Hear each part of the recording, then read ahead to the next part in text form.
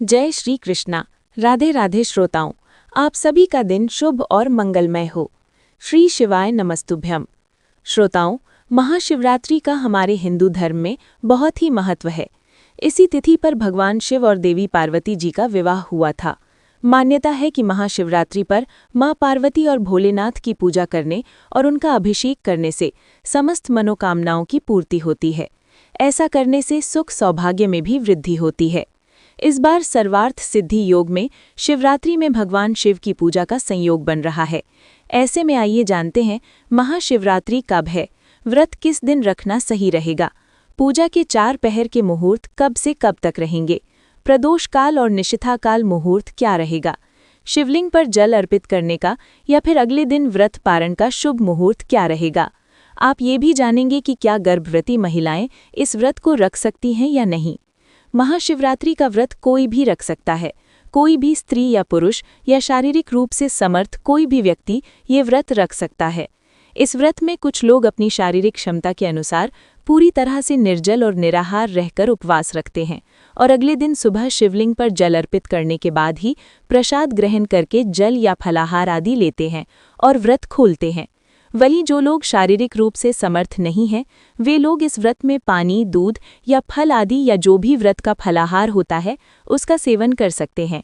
इस बार फाल्गुन कृष्ण चतुर्दशी की शुरुआत हो रही है 15 फरवरी दिन रविवार शाम 5:06 से और चतुर्दशी तिथि 16 फरवरी दिन सोमवार को शाम 5:34 पर समाप्त होगी। ऐसे में इस बार महाशिवरात्रि का व्रत 15 फरवरी दिन रविवार को रखा जाएगा।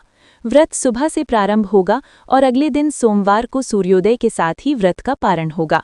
महाशिवरात्रि में निशिथा काल में भी मुख्य पूजा होती है। निशिथा काल मुहूर्त इस दिन रात 12:09 से देर रात 1:01 तक रहेगा। प्रदोष काल मुहूर्त 15 फरवरी रविवार को शाम 5:33 से 7:03 तक रहेगा। महाशिवरात्रि में प्रथम पहर पूजा मुहूर्त 15 फरवरी रविवार को शाम 6:11 से रात 9:23 तक रहेगा। रात्रि की पूजा का दूसरा पहर रात 9:23 से देर रात 1:35 तक रहेगा। तीसरा पहर रात 12:35 से अगले दिन यानी 16 फरवरी सोमवार को सुबह 3:47 तक रहेगा।